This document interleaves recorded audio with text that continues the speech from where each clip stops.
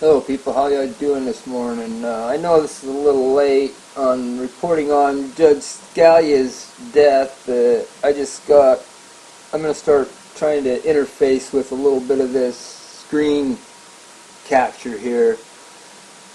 And I'm not the best reader, and I know you guys don't want to read this, so I'm going to read it to you, so just bear with me. You got to check this out, it's pretty deep. U.S. Supreme Court Justice Scalia had secret meeting with Obama just hours before his death. This is a little bit old. It was posted on the 16th of February by the European Union Times. Now the SRVs that they're going to be talking about right here, that is Russia's secret service, CIA type people, they're spies, say. Okay. A stunning report prepared for the Office of the President by the Foreign Intelligence Service, SVR, examining the letter sent to President Putin by American billionaire Donald Trump last week that appeared to predict the murder of U.S. Supreme Court Justice Anton Scalia, suggests that just hours before this esteemed jurist's death, he had held a secret meeting with Barack Obama aboard a U.S. Air Force plane heading to a secluded Texas ranch owned by a close personal friend and top campaign donor of America's instilled leader. According to this report, SVR Assets reported that on the 11th of February, both Obama and Justice Scalia were at Joint Base Andrews, formerly Andrews Air Force Base, scheduled for two separate U.S. Air Force flights from Andrews Field. The first taking Obama to Los Angeles, the second taking Justice Scalia to Marfa Municipal Airport, or KMRF, located in the southwestern region of Texas near the Mexican border. While President Obama was scheduled to depart on one of the U.S. Air Force II Boeing VC-25 aircraft, commonly referred to as Air Force One, the report continues.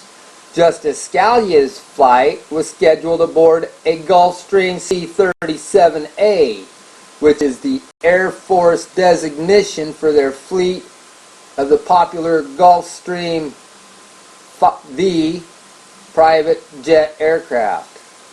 Okay, now, just prior to these two U.S. Air Force aircraft departing Andrews Field, this report notes, SVR Assets assigned to monitoring top American political and military figures noted a discrepancy from normal protocol when Justice Scalia's 3 U.S. Marshal Service Judicial Security Division protectors/defenders left the airbase with the personal protection of this noted jurist being transferred to the U.S. Secret Service. Pretty questionable right there.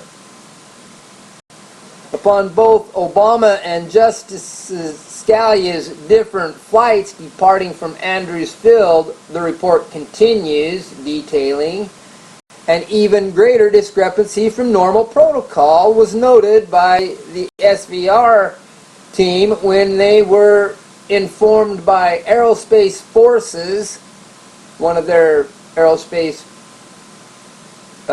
tracking people, satellite monitoring personnel, that U.S. Air Force F-16 fighter aircraft from 3 different bases, Shaw Air Force Base, Montgomery Field, and Luke Air Force Base, accompanied the entire flights of both Air Force One and the Gulfstream C-37, a level of protection normally only afforded to the President exclusively.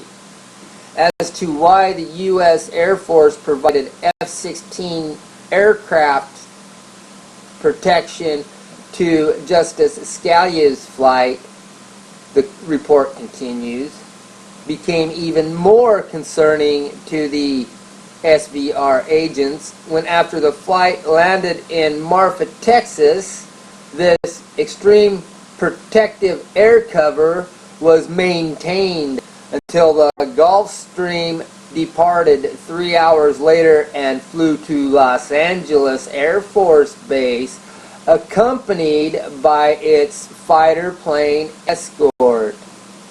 And where at the exact same time the American press covering Obama began questioning where he was, only to be told that Obama had been missing due to a late night off-the-books dinner with 3 Hollywood elites.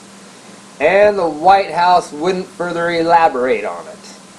Okay, and so this SVR report, though strongly suggests that Obama had in fact been on board the Gulfstream C-37A with Justice Scalia from Andrews Field to Marfa, and then further traveled from Texas to Los Angeles on it, which they say is the only conclusion to be reached due to the Air Force's continuous protection of that C-37. In support of this conclusion, this report continues. AF radar and electronic spectrum satellite analysis of Marfa, where the C-37 had landed with Justice Scalia and perhaps Obama, shows a 4-vehicle convoy leaving the airstrip and traveling to Cibolo Creek Ranch. Critical to note about Cibolo Creek Ranch, the report says, is that it is owned by Texas multimillionaire John Poindexter, who, aside from being the owner of the vast conglomerate JPB Poindexter Company Incorporated, is a long-time personal friend of Obama, who in one of his first duties upon being elected bestowed a war medal on Poindexter for his services during the Vietnam War. Of even greater concern about President Obama's personal friend Poindexter, SVR analysts in this report state is that within 36 hours of Justice Scalia arriving at his Cibolo Creek Ranch estate, he, Poindexter himself, reported to the media that the jurist had died, and also coordinated with local officials to have Justice Scalia declared dead by the telephone conversation with an area medical examiner without an actual medical examination of the body. A clear violation of Texas law, which states an autopsy is to be performed when the body or a part of a person is found and the cause or circumstances of the death are unknown. With Justice Scalia being reported found dead while in Poindexter's estate, the report continues, this esteemed jurist was further said to have been found with a pillow over his head while laying dead in his bed in unwrinkled bedclothes. which just by these reports alone under Texas law demand that an autopsy be performed to identify the cause of death. But no, they cremated him real fast. As the Obama regime continues with its cover-up of Justice Scalia's death, this report concludes, President Obama's pre-knowledge by hours of Justice Scalia's death, along with former Army Intelligence Officer Ray Starman stating his concerns that foul play was involved, this shocked American people in a poll show that fully 79% suspect that this jurist was murdered. But with the SVR, though continuing their investigation, may never know the entire details. I just found that really interesting, people. I know I'm a little late, but I'm going to try to start interfacing a little bit more and cutting these videos and giving a little bit better explanation on perhaps some of this stuff that I know and where I'm finding it. Anyway, thanks for tuning in. You guys have a wonderful day. I might get back later. See ya.